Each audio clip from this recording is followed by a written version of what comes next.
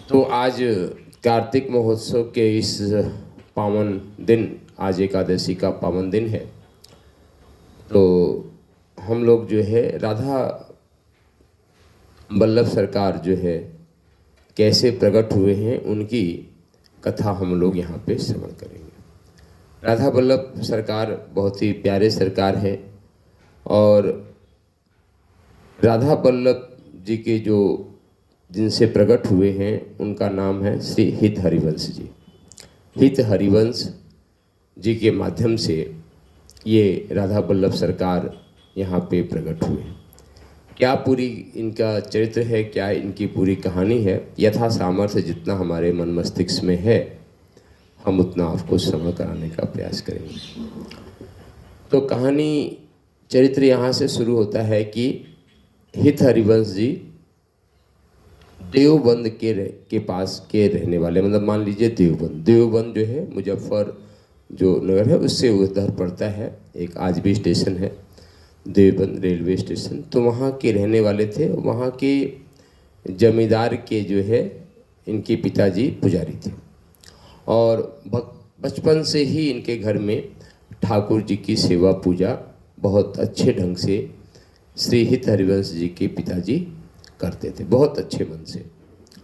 तो पिताजी के साथ में ये भी जो है ठाकुर जी की सेवा पूजा में लगे रहा करते थे।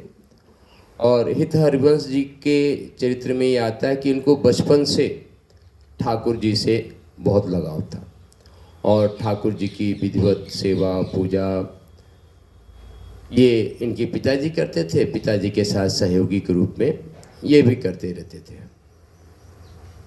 धीरे धीरे समय का प्रवाह चलता है और जिस समय की बात है लगभग आज से 400 साल पहले, तो उस समय ब्राह्मणों का जो दिनचर्या थी वही थी ठाकुर जी की सेवा पूजा करना, पुरोहित कर्म करना। तो इसी में इनका परिवार जो है अपना जीवन यापन ठाकुर जी के साथ करता रहता। समय के साथ में इनका सुंदर विवाह भी हो गया हित हरिवंश जी का उसी देवबंद के एरिया में।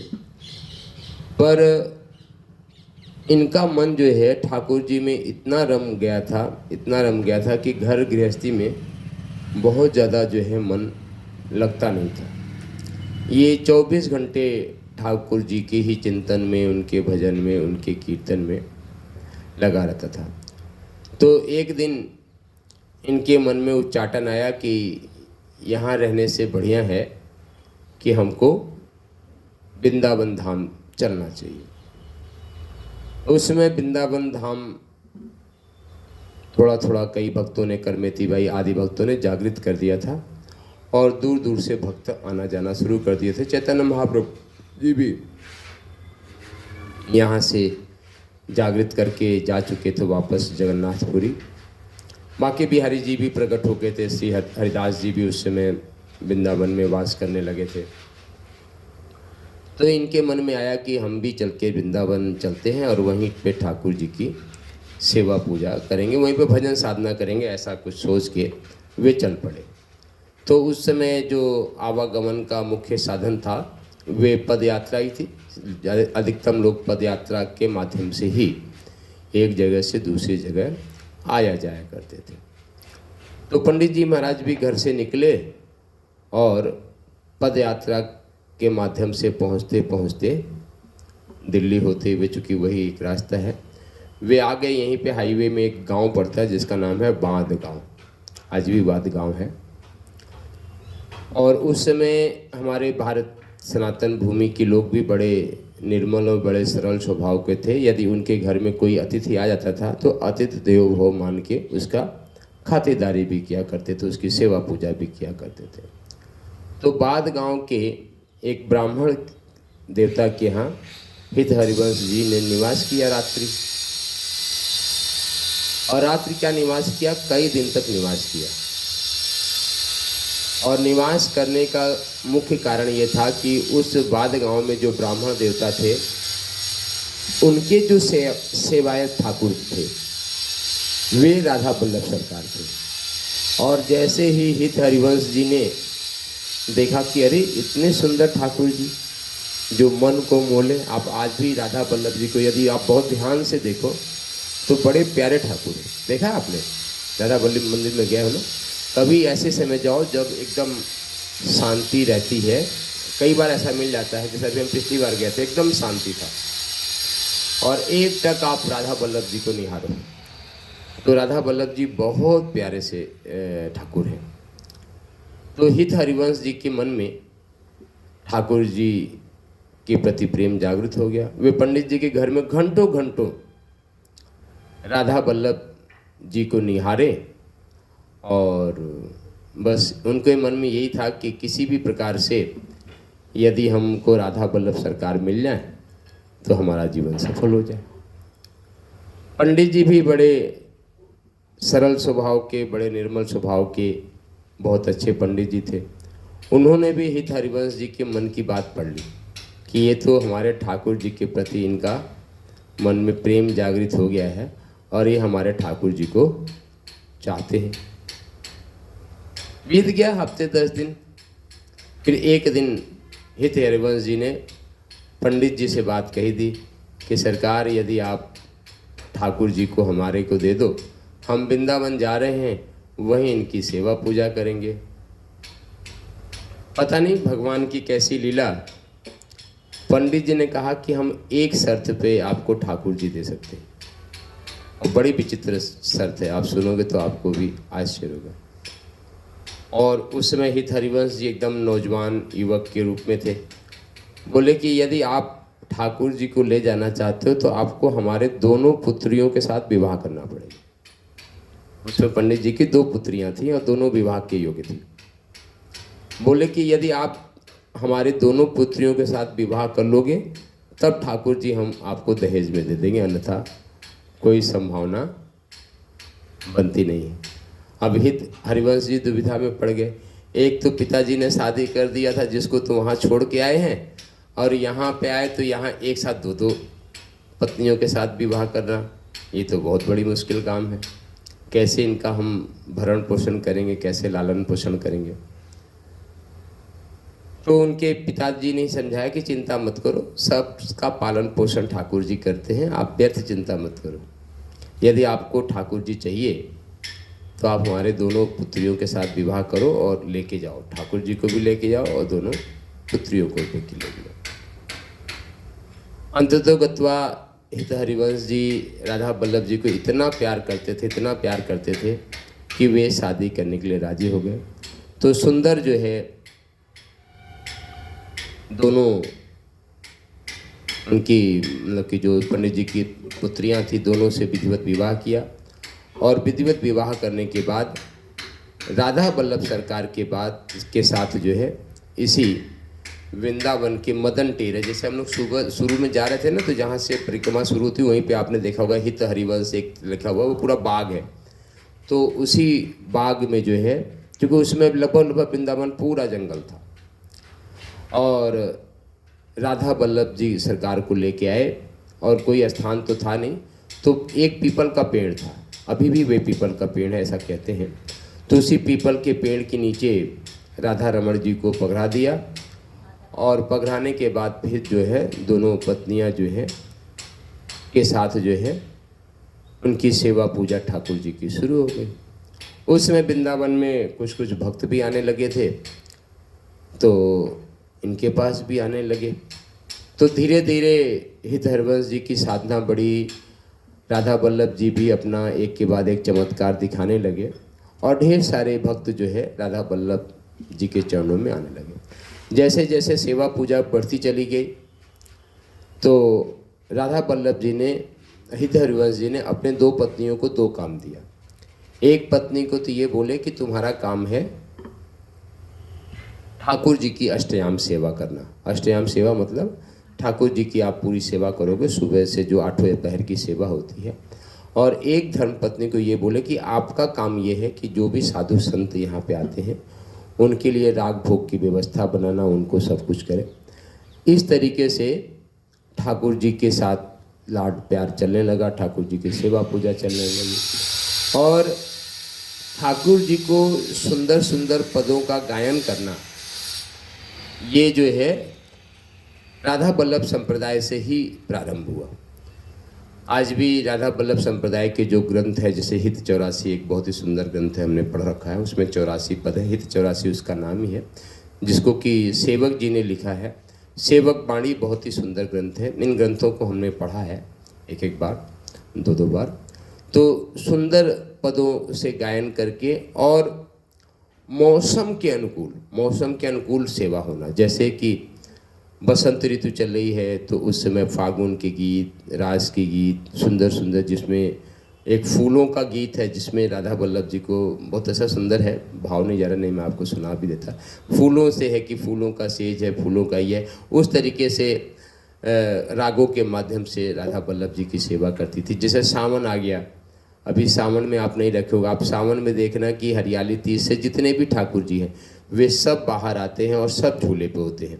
सावन भी वृंदावन का बहुत ही सुंदर होता है, और जितने भी बांके बिहारी लाल जी, राधा रमन लाल जी, राधा वल्लभ सरकार जी, ये सब झूले पे आते हैं और हरियाली तीज के दिन झूले पे आते हैं और पूर्णिमा तक जो है वे झूलन पे झूलते हैं। और सबके सामान्यतः उस 15 दिन में जो वस्त्र होते हैं, श्रृंगार होता है, वो भी हरा हरा होता है। तो बहुत ही सुंदर। श्रावण में भी ढेर सारे भक्त गुजरात के जो है, विशेष रूप से गुजरात के भक्त श्रावण में मतलब वृंदावन धाम पधारते हैं। तो इस तरीके से सेवा पूजा चलती रही, लीला चलती रही, विभिन्न प्रकार की लीला, और भगवान जो है पेड़ के नीचे ही विराजमान है। उसी समय हित हरिवंश जी के एक चमत्कार की घटना आपको सुना देते हैं। तो यमुना जी के उस पार एक बहुत बड़ा जो है नामी गिरामी डकैत, जिसको कहेंगे, चोर कहना तो ठीक नहीं होगा, खूंखार डकैत रहा करता था। पर वे हित हरिवंश जी का और राधा वल्लभ जी का बहुत बड़ा भक्त था, बहुत बड़ा भक्त। और वे कोई छोटी मोटी चोरी नहीं किया करता था, वे बड़ी चोरी किया करता था। बड़ी चोरी का मतलब कि पहले आवागमन का एक माध्यम ये नदियाँ भी हुआ करती थी। नदियों में नाव के माध्यम से ही मतलब एक जगह से दूसरी जगह, जैसे दिल्ली से कलकत्ता कोई सामान जाना है तो इसी जो है यमुना महारानी के माध्यम से ही नाव में सामान जाया करता था। व्यापारी इसी का प्रयोग करते थे। तो एक व्यापारी कलकत्ता से अपना पूरा बड़ी नाव में सामान भर के ला रहा था, और सामान भर के ला रहा था तो जैसे ही यहाँ मथुरा ज़िले में प्रवेश किया, वृंदावन के पास में, कि उसको खबर मिल गई कि एक सेठ बड़ा माल लेके कलकत्ता से आ रहा है। तो उसके माल को लूट लिया, मतलब उसने नाव को रुकवा लिया, बोला ये है, और उसके नाम से सारे व्यापारी डरते थे। उस इतना खूंखार नाम था उसका कि डरते थे और नाव छोड़ छाड़ के भाग जाया करते थे। जैसे उसका पता चला, उसके आदमी आ गए, उसके पूरी गैंग थी डकैतों की, कि ये उसके गैंग के आदमी हैं, तो व्यापारी नाव छोड़ छाड़ के भाग जाया करता था। भैया जान बचेगी तो फिर कमा लेंगे, और नहीं तो मार मूर देगा तो क्या फ़ायदा। तो वह व्यापारी जिसकी नाव लूट ली गई और उस खूंखार ने लूट गई, तो उसको किसी व्यक्ति ने बताया कि तुम्हारी नाव एक शर्त पे छूट सकती है। बोले कैसे? तो वे बोला कि तुम राधा वल्लभ सरकार जी के पास जाओ, उनको प्रणाम प्रणाम करो, और वहाँ पे हित हरिवंश जी जो उनके सेवा गुरु जी हैं उनसे कहो। तो वे जो डकैत है वे अपने गुरु जी को बड़ा मानता है, राधा वल्लभ जी को बड़ा मानता है। यदि वे कह देंगे उससे तो वे आपकी नाव छोड़ देगा। वे सेठ भी आए, राधा वल्लभ जी को अच्छे से प्रणाम किया। हित हरिवंश जी की 1-2 दिन तक सेवा किया, उसके बाद फिर अपने मन की बात बोली कि सरकार ऐसा ऐसा है, और आपके भक्त ने मेरी नाव जो है अपने कब्जे में ले ली है, उसको छुड़वा दो। तो हित हरिवंश जी ने सीधे मना कर दिया, देखो भाई, वो भक्त है, ये तो राधा वल्लभ जी का दरबार है, यहाँ पे तो कोई भी आओ, चोर आओ, डकैत आओ, सज्जन आओ, पुरुष आओ, सेठ आओ, कोई भी आओ, जो भी आता है प्रणाम करता उसकी होती। पर मैं किसी से इस टाइप की बात कहूँ, ये बात मेरे समझ के परे, मैं तो किसी से कुछ कहने वाला नहीं। वे अपना 1-2 दिन वहाँ पे राधा वल्लभ जी की सेवा पूजा करता रहा। फिर वहाँ भी कोई भक्त आए, बोले तुम समझो, तुमको जाके ये नहीं कहना वहाँ पे कि महाराज जी कुछ बोले, तुम जाओ और खाली जो राधा वल्लभ संप्रदाय का मंत्र है, राधा वल्लभ श्री हरिवंश, श्री वृंदावन, श्री बनचंद्र, यही कीर्तन करो उसके घर के सामने जाके डकैत है, बस वे अपने आप रीत जाएगा और तुम्हारा छोड़ देगा। ये जो कीर्तन है, जैसे अभी हम हरे राम हरे कृष्णा कृष्णा कृष्णा हरे हरे, हरे राम राम राम हरे हरे, तो विदादी ये चैतन्य महाप्रभु जी का कीर्तन है। ऐसे अलग अलग संप्रदायों का अलग अलग कीर्तन है। जैसे श्री राधा वल्लभ जी का हमने आपको बताया, श्री राधा वल्लभ, श्री हित हरिवंश और श्री वृंदावन श्री बनचंद्र, ये भी अखंड कीर्तन होता है। हम जिस स्कूल में सोनीपत में रहते हैं, जिसके लोग आए हुए, इसी कीर्तन के साथ में अखंड 24 घंटे कीर्तन ही चलता है। श्री राधा वल्लभ श्री हरिवंश श्री वृंदावन श्री बनचंद्र, ऐसे रात भर अखंड कीर्तन चलता है 24 घंटे का। बड़ा लाख से जब ढोल और नगाड़े के साथ करते हैं तो बड़ा अच्छा लगता है। तो वह सेठ भी गया और वो डकैत के सामने यही कीर्तन करने लगा, श्री राधा वल्लभ श्री हित हरिवंश और श्री वृंदावन श्री बनचंद्र। जब कीर्तन सुनने लगा तो बड़ा खुश हो गया, बोला अरे तुम तो हमारे गुरु भाई हो, हमारे संप्रदाय का कीर्तन कर रहे हो। बोला हाँ सरकार, हम तो आप ही के गुरु भाई हैं और ऐसा ऐसा। तो यहाँ क्यों आए हो, वहाँ जाओ। बोला नहीं बस यहीं पे आ गए, यहीं पे कहीं जाने का मन नहीं कर रहा आपको छोड़ के। तो धीरे धीरे बात आगे बढ़ी तो बताया, अच्छा तुम्हारा जहाज है, कोई बात नहीं है, तुम तो हमारे गुरु भाई हो और तुम्हारा जहाज मैं लूट के क्या करूँगा। तो जो है वे जहाज को छोड़ दिया, कहा कि ठीक है कोई बात नहीं है, आप जहाज को ले जाओ। और ले जाने की जब परमिशन दे दी, तब जो है उस सेठ जी के मन में भी प्रेरणा उठी कि अब जहाज तो चोरी हो ही गई थी, ठाकुर जी की यही इच्छा थी, और यदि राधा वल्लभ जी के सरकार के कारण जो है ये नाव छूट गई है, तो अब इसको कहीं और ले जाना ठीक नहीं है। इसमें जो भी धन संपत्ति है वे राधा वल्लभ जी को ही दान कर देनी चाहिए। तो उसी सेठ जी के में जो पैसा था, जो कुछ उनके पास था, उसी से आज जो वर्तमान में राधा वल्लभ मंदिर बना हुआ है, ये उसी सेठ जी के पैसे से ये सुंदर राधा वल्लभ जी का मंदिर उसी समय का आज भी बना हुआ। आज भी आप राधा वल्लभ जी की जो सेवायत की लिस्ट है आप देखोगे तो इसमें 2 है, मतलब एक तरीके से कहें कि 3 कुल है। 3 कुल मतलब मंदिर की जो सेवा पूजा की जो जिम्मेदारी है वे उनके दोनों पत्नियों की ही वंश परंपरा वाली चली आ रही है। और आज भी पूरा एक उनके यहाँ जाओगे तो एक छोटी सी पुस्तिका मिलती है जिसमें किस सेवायत की कब पूजा आती है तो होता है। और एक उनका नाम है बिंदुकुल।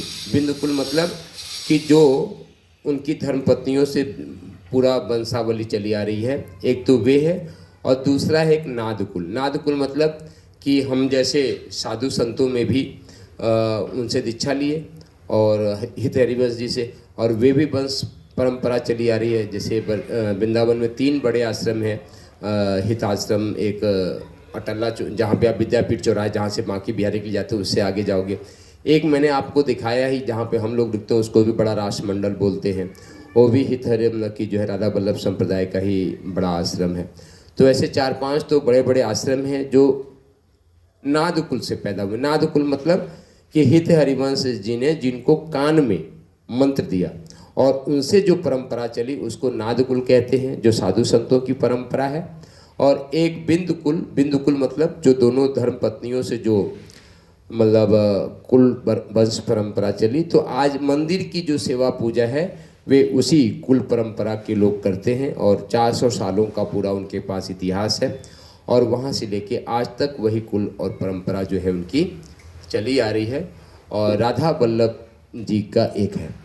और आज भी कल हमारे पास एक संत आए थे दिन में, वे बता रहे थे आज भी राधा वल्लभ संप्रदाय में एक जो सबसे महत्वपूर्ण उत्सव मनाया जाता है वो भी जब उनके भक्तों के मन में आ जाता है तब वो मनाते हैं, और वे है ब्याहुला। ब्याहुला मतलब राधा वल्लभ सरकार जो है वे राधा रानी से विवाह रचाते हैं। तो ब्याहुला का उत्सव जो है आज भी राधा वल्लभ संप्रदाय में सबसे ज़्यादा फेमस है। और ऐसा कोई नहीं कि उसकी कोई दिन तिथि या वार निश्चित हो। जब एक पद भी बहुत अच्छा है कि जब राधा वल्लभ जी के भक्तों के मन में आता कि आज तो ठाकुर जी का ब्याह रचाएंगे, तो बहुत सुंदर से, बहुत विधिवत ढंग से जो है ब्याहुला उनका रचाया जाता है। उसमें खूब एक आधे बाराती बन जाएंगे, आधा घराती बन जाएंगे, और खूब 56 भोग होता है। और उसमें बताया ना कि पदों का गायन है, ब्याहुला के पदों का गायन होता है और खूब उत्सव मनाते हैं। कभी अभी कल ही था हित आश्रम में जो महाराज जी आए थे, कल वे हमारे पास दिन में आए थे, आधे घंटे थे, वे प्रसादी पा के गए वे। तो वे राधा वल्लभ संप्रदाय के ही हैं, श्री अलबेली शरणदास जी महाराज। परिक्रमा में रहते, मैं उनका कुटिया सुबह जाते समय मेरे दिमाग में था, पर देखा अंदर से बंद था, प्रातःकालीन की बेला थी, तो मैंने उनको डिस्टर्ब नहीं किया। तो वे बता रहे थे कि आज हित हरिवंश में ब्याहुला है, आप आइएगा। तो चूँकि हमने बरसाने में कई बार देख रखा है, बरसाने में एक बहुत अच्छे भक्त हैं मतलब मैं आप जैसे ही है, कलकत्ता में थे और उनका अपना व्यापार उपार था, फिर बीच में उनका मन वहाँ से उच्चाटन हुआ, तो बरसाने में उन्होंने अपना एक 100-150 गज में कुटिया बनाई हुई है बढ़िया। तो वो भी प्रेमी है, राधा वल्लभ संप्रदाय से ही दीक्षित है। तो उनके घर में हमने 2-3 बार ये मतलब ब्याहुला का उत्सव देखा है, बड़ा आनंद आता है खूब। जैसे ब्याह में नाचते कूदते, वैसे राधा वल्लभ सरकार जी के ब्याहुला उत्सव में भी लोग नाचते कूदते आनंद देते हैं। तो इस प्रकार से जो है राधा वल्लभ सरकार जी की मतलब है, और उस समय से लेके आज तक जो है यहाँ पे यह सेवा पूजा का क्रम राधा वल्लभ सरकार का चल ही रहा है। और राधा वल्लभ जी मतलब बहुत ही लाडले और बहुत ही प्रेम की सरल और सजल मूर्ति जो है राधा वल्लभ जी को माना जाता है।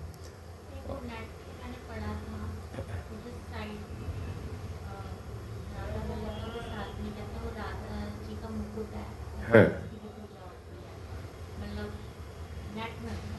हाँ, इसमें देखिए, इसमें एक गंभीर बात है कि राधा वल्लभ जी हित और बांके बिहारी जी में आपने देखा होगा कि चूंकि ये दोनों, हमने बताया ना कि राधा वल्लभ जी जब उनको बाद गांव से दहेज में मिला तो अकेले राधा वल्लभ जी मिले थे। तो अब राधा जी, हमारे ठाकुर जी तो अकेले बिना राधा जी के रहते नहीं हैं। तो वे जो है, जो बगल में एक छोटी सी मूर्ति बना के रखी जाती है, वे राधा रानी का एक प्रतीक चिन्ह है, से विग्रह के रूप में मतलब राधा रानी को विराजमान वहाँ पे कराया जाता है। तो राधा रानी का वह विग्रह है राधा वल्लभ जी के सरकार में, और उसी तरीके का विग्रह आप जो है बांके बिहारी जी के मंदिर में भी करेंगे। यहाँ पे दोनों युगल ठाकुर नहीं है, जैसे हमारे बरसाने में जाओगे तो हमारे बरसाने में राधा रानी और ठाकुर जी की बड़ी मूर्ति है, राधा रानी की थोड़ी सी छोटी, पर युगल सरकार में मूर्ति है। पर राधा वल्लभ जी में, बांके बिहारी जी में आपको राधा रानी की प्रत्यक्ष मूर्ति नहीं है, उसको श्रृंगार मूर्ति बोलते हैं।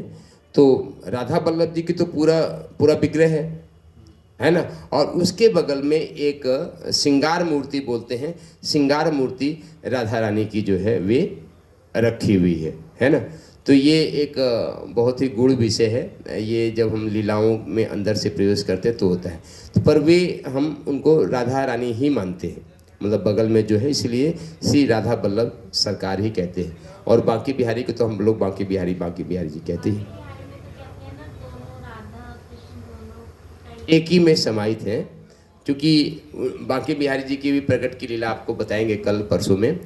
तो बांके बिहारी जी रास के समय ही प्रकट हुए थे, तो इसीलिए आप देखोगे कि बांके बिहारी जी को त्रिभंग मूर्ति, त्रिभंग मतलब एक रास की मुद्रा वाली मूर्ति है उनकी, है ना।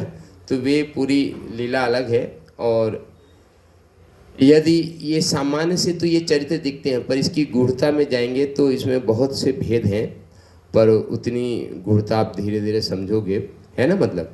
तो राधा वल्लभ जी का यही है कि राधा वल्लभ जी का श्री मूर्ति है, और उनके बगल में जो छोटी सी मूर्ति है वे श्रृंगार मूर्ति कहलाता है, जो श्री राधा जी की श्रृंगार मूर्ति के रूप में है। और दोनों के साथ साथ जो है सेवा पूजा और आज तक उनकी जो है चली आ रही। तो बोलो राधा वल्लभ सरकार की जय, श्री हित हरिवंश महाराज जी की जय। जय श्री राधे।